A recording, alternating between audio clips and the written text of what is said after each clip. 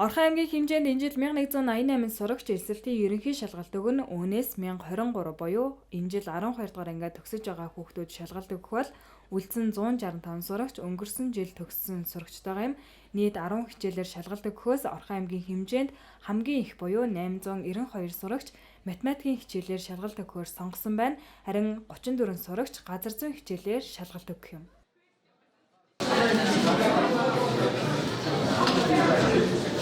За ингээд тэрний дараагийн 7 хоногт бол 23-наас 26-ны өдрүүдэд бол эсэлтийн ерөнхий шалгалтыг зохион байгуулах бэлтгэл ажилд бол орж байна. За эсэлтийн ерөнхий шалгалтыг бол уламжлал ёсоор бол 4-р сургууль дээр зохион байгуулна. Нийтдээ 60 багш бол энэ шалгалтыг бол зохион байгуулж аавна. Нийтдээ 4 байгууллага хамтарч эсэлтийн ерөнхий шалгалтыг зохион байгуулж аавна. За энэ жилийн тухайд бол эсэлтийн ерөнхий шалгалтыг бол нийтдээ энэ жил бол одоо 1188 хүүхэд бол эсэлтийн ерөнхий шалгалт өгнө. Энэний 1023 хүүхэд нь бол энэ жил 12 дугаар анги төгсөж байгаа. За 165 хүүхэд нь бол өмнөх оны төгсөгч байж байгаа. За 23-нд бол түүхийн хичээл, англи хэлний хичээлээр эсэлтийн ерөнхий шалгалт эхэлнэ. За хамгийн одоо цөөхөн шалгалт өгж байгаа хичээл бол газар зүй байгаа 34 хүүхэд.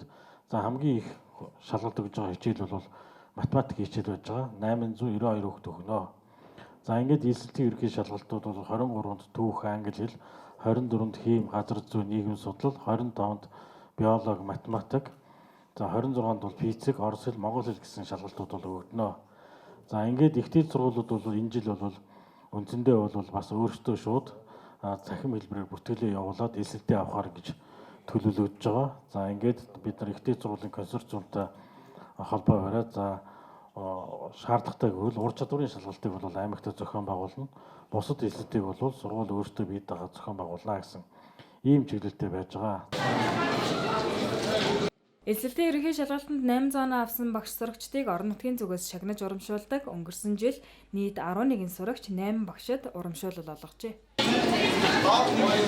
За бид нар ер нь тодорхой хэмжээний улсын одоо үндсэн сургуулиудтай жишээлбэл одоо ШүТИС, Монгол Улсын их сургууль, Анагаахын шилхэн сургуульд бол хамтран ашиг гэрээг бол аймгийн эсрэг үзэсгэлсэн байдаг.